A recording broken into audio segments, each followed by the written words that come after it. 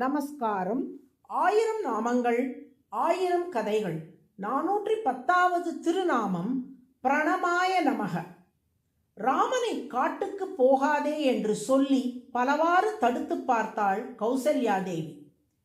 ஆனால் தந்தையின் வாக்கை நிறைவேற்றியே தீர வேண்டும் என்பதிலே ராமன் உறுதியாக இருப்பதை நன்கு உணர்ந்து கொண்ட அவள் ராமபிரானுக்கு மங்களம் பாடி வழி அனுப்பி வைக்கிறாள். அதை வால்மீகி பகவான் ஸ்ரீமத் ராமாயணத்தின் அயோத்தியா காண்டம் 25வது சர்க்கத்தில் வர்ணித்துள்ளார். ராமா, எந்த தர்மத்தை நீ இத்தனை நாட்களாக காத்து வருகிறாயோ அந்த தர்மம் துணை நின்று உன்னை காக்கட்டும். வேள்வி சாலைகளில் நீ எந்தெந்த முனிவர்களையெல்லாம் வணங்கியிருக்கிறாயோ அந்த முனிவர்கள் காட்டில் உனக்கு துணை நிற்கட்டும். விஸ்வாமித்திரர் அருளிய தெய்வீகமான படைக்கலங்கள் உனக்கு துணையாக இருக்கட்டும். பெற்றோர் மனம் கோணாதபடி நீ செய்த பணிவிடைகள் உன்னை காக்கட்டும். நீ காத்து வரும் சத்தியம் உன்னை காக்கட்டும். அரக்கர்கள், பிசாசுகள், குரங்குகள், கொசுக்கள், காட்டு ஈக்கள், மலைப்பாம்புகள், புழுக்கள், யானைகள், சிங்கங்கள், புலிகள், காட்டு எருமைகள், பேய் பிசாசுகள் உனக்கு ஆபத்து ஏற்படுத்தாமல் இருக்கட்டும். மங்களம் பகவான் விஷ்ணு, மங்களம் மதுசூதனக, மங்களம் புண்டரீகாக்ஷோ, மங்களம் கருடத்வஜ. திருமால் உனக்கு அனைத்து வித மங்களங்களையும் தந்து காத்தருளட்டும். இவ்வாறு ராமனுக்கு ஆசீர்வாதம் செய்து விஷல்யகரணி என்ற மூலிகையை ராமன் கையில் ரட்சையாக கட்டி வழி அனுப்பினாள் கௌசல்யா தேவி.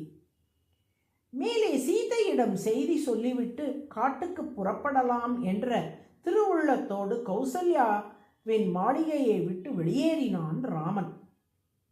ராமன் வனவாசம் செல்ல போகிறான் என்ற செய்தி அதற்குள் ஊர் முழுவதும் பரவியிருந்தபடியால் ராமன் வெளியே வந்தவாறே ஊர் மக்கள் அத்தனை பேரும் ராமனை எதிர்நோக்கி நின்றிருந்தார்கள்.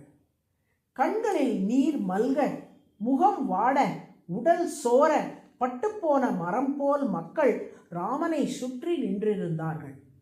ராமனை விழுந்து வணங்கினார்கள்.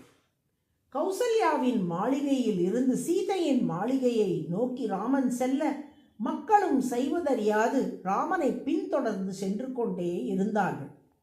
இந்த மக்கள் ராமன் மீது இவ்வளவு அன்பும் மரியாதையும் வைத்துள்ளமைக்கு எது காரணம்?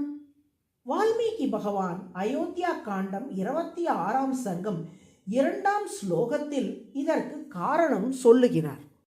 விராஜயன் ராஜசுதா ராஜமார்க்கம் நரைர்விருத்தம் ஹிருதயானி மமந்தேவ ஜனஸ்ய குணவத்தயா.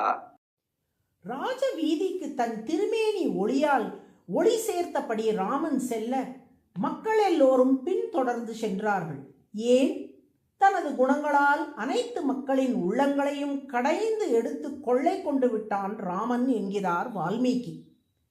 தயிரை கடைந்து வெண்ணெய் எடுப்பது போல் மக்கள் மனங்களை தன் குணங்களால் கடைந்து அவர்களின் அன்பையும் மரியாதையையும் பெற்றிருக்கிறான் ஸ்ரீராமன். அதனால் தான் எந்த ஒருவருமே ராமனை கண்ட மாத்திரத்தில் தம்மை அறியாமல் விழுந்து நமஸ்கரித்து விடுவார்களாம்.